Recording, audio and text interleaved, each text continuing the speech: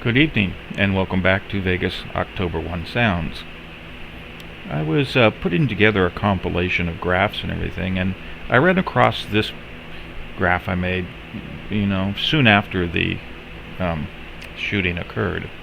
And I thought I'd review it because it's very informative. And so, as many of you longtime viewers know, I've taken every single muzzle blast for many videos and precisely measured them when they occurred in a video, and then for each video I determined an approximate time at which that video started in real time, and then I made a complete timeline and whatnot I can plot. And so for each muzzle blast I have a data point for each volley, for each shot, for dozens of videos. And here I take 4 videos. One is the Corey Langdon video. One is 3 videos, excuse me. One is the Corey Langdon video. One is the guy who's over there on the east side, screaming, "It's electrical," and it's a boyfriend-girlfriend scenario, and I forget which one I took. So there's 2 of them, but I think this is the boyfriend. And then there's one that's closer to the boulevard, which I call bar 5 because it is recorded during the singing of the Barstool song. If we were to look at this graph, then those videos would be allocated like this. The first 6 shots and the first volley, oops, guess I better go back and get that right. To here, that's the bar 5, which we'll call just B for short. And then the I'm looking at these down here. So bar 5 is for the 6 and that. Okay, great. And then for shots 3, 4, let's see, alt electric starts, goes all the way up to 5G, which is the 5th volley, and starts at 2. Alright, so from 2 to 5G is the alt electric, which we'll call electric. And then the rest of these, of course, are coming from the Corey Langdon video. Now, the shots which are covered in this are,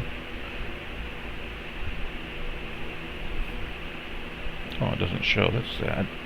Let me see if I can make it out of our way on the left here for a moment. Okay, so up here we have Corey.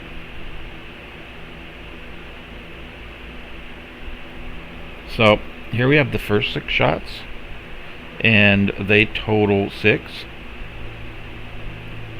Here we have number 1, and it totals how many shots? Let's see. Bar 5 comes from bar 5, and it's 100 shots.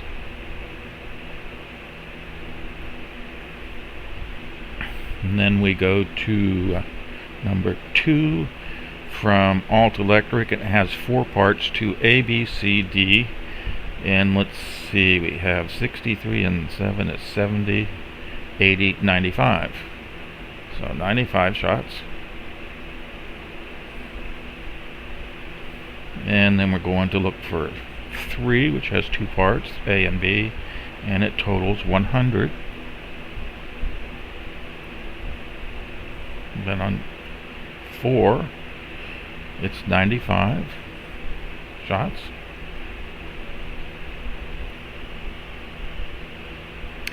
And then of course here we have the 6 shots between, but in this case I'm an error by 1 because this plots revolutions per minute, and revolution, it takes two data points to determine an instantaneous revolution. You take the data points, subtract the time at which they occurred, multiply by, do 1 over the inverse, and then multiply by 60, and you got RPM. And so I think they've got an extraneous point in there for some reason. I'll have to go back and look at that. This is really old data. Okay, now we're up to 5, which comes in 3 parts, which is E, F, and G, as I call them, and that's 8 and 6, which is 14, 15, 16, 17, 18, 19, 20. Is that right? Okay, let me see this. 15, 21 shots.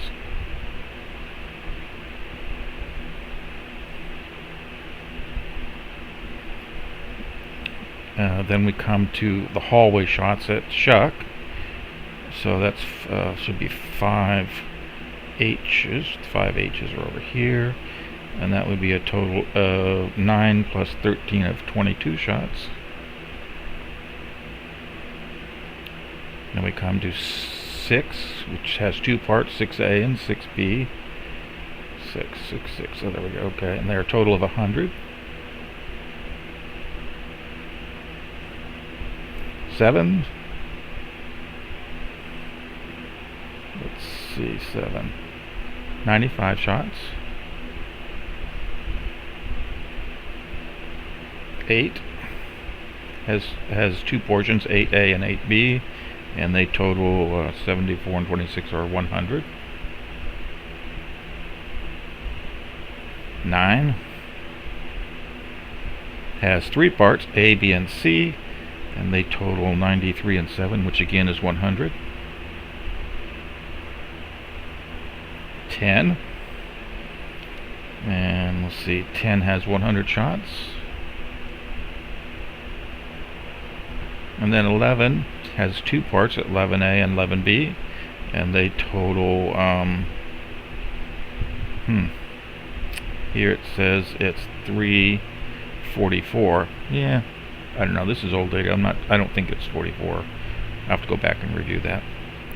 And then 12, which is 44 shots also. That's kind of interesting. Let's see. Okay. So, now, this graph plots revolutions per minute. RPM, it is commonly known. And if we look carefully over here on the left, we can see that the lowest RPM is 0 and the highest RPM is 1200, which is quite a range. But that the average is plotted right down the middle here at 600 RPM, and nearly everything except single shots, is close to or has a center near, or at least some shots crossing the 600 barrier. We'll also notice that nearly every volley has what I call not an outlier, but a ascending or descending shot or two. So for example, with the exception of volley 8, so you see here in volley 1 it's got a descender down to 400 RPM, and then it goes back up and does some pretty normal stuff. And then volley 2 has 2 or 3, 1 descender, 2 ascenders. Volley 3 has an ascender. Volley 4 has 2 descenders, and that's not really an ascender because the whole thing shifted up there. Volley 5 E has 1 descender. Down the hallway shots has a descender. So you see each one of these has some shot or two that really vary off quite a bit, and they're normally at the start. And so you could ask yourself, what would cause that? And I'll leave that as a question. I'll propose answers, and then we have some senders here. Now, but overall, I want you to look at this and say, what's the average RPM, and how much does it vary for each volley? Let's start with the ones that are the largest variation, which are in the last shots here. This is volley 10, 11A, and 11B, and 12 is pretty similar to 10 in variations except smaller. So here at the end of the shooting, the variations in shot to shot or RPM vary considerably. And as you can see, it goes all the way from 1200 at the high end to way down here below 200, which is a humongous change in RPMs for any automatic weapon. But for a bump stop, it may be entirely possible. Here's volley 8, which is a tight little volley, It only varies by 200 RPM total from peak to peak, and it's the cleanest overall of all the volleys. And so you could ask yourself, is this the same type of gun as the rest of these, or is it something different? And you could also ask yourself, well, if it's a different type of gun and it's not a bump stock, because I think pretty much these other graphs indicate that there's some bump stock activity, or somebody went to a really elaborate scheme to try to simulate a bump stock. But here on Volley 8 you see that it's, you know, kind of well defined. And so to assert that that's a automatic rifle of some sort that's mechanized, not with a bump stock, but a real machine gun, you're going to have to demonstrate that machine guns of the type that you're proposing have that type of variance. Now, I've done that in another paper, and to me it's not always clear from the RPM and the variance in shot to shot, which is which always. But the bump stock can certainly do all of them, whereas a machine gun can't.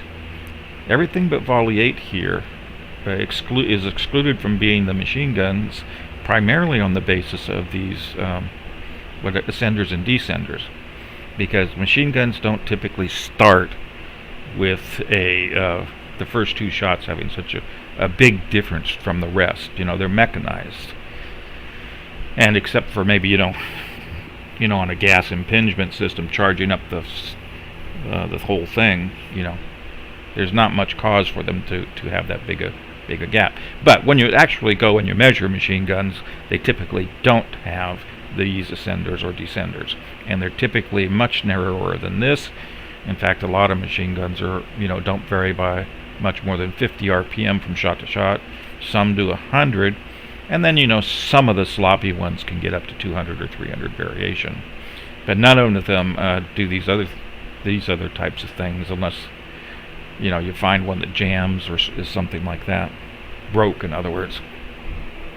So overall, you can take a look at this, and you can get a count, and you can get the RPMs, and you can ask yourself the following question: if every volley but one is clearly some type of gun that is not a well-oiled machine gun, and we have evidence from the guns in the room that there's bump stocks in use, and these patterns fit quite nicely with other recorded bump stock videos or data, then why would just one Volley 8 be some other type of weapon?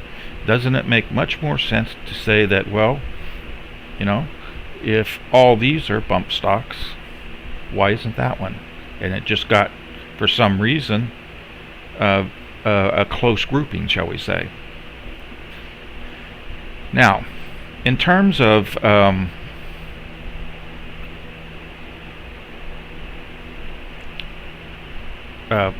who pulled the trigger, you might easily argue that there are two different types of trigger pullers here.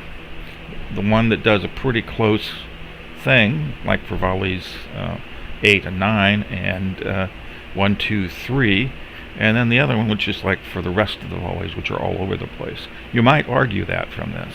I have no proof that that's the case, and it's always possible that one person could in fact make these types of things, but you would think, and this is just me thinking, this is just me postulating, I don't really know, that if it were one person, that person might experience fatigue over time, and that would account for volleys 10 through 12.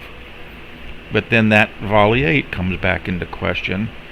Why would he, she, it, or them have one volley which is so tight? And you could say, well, there was one weapon which just happened to be comfortable and well operating. And I could buy that, because from the casing count and the ATF report, it's been identified that there were several different weapons used. So, I'd have to look at the weapons and try to figure out why this was. So I just wanted to present this review, this ancient review of the cyclic rate of firing for those who may have skipped, missed, or otherwise not been exposed to it. And that's it for this evening.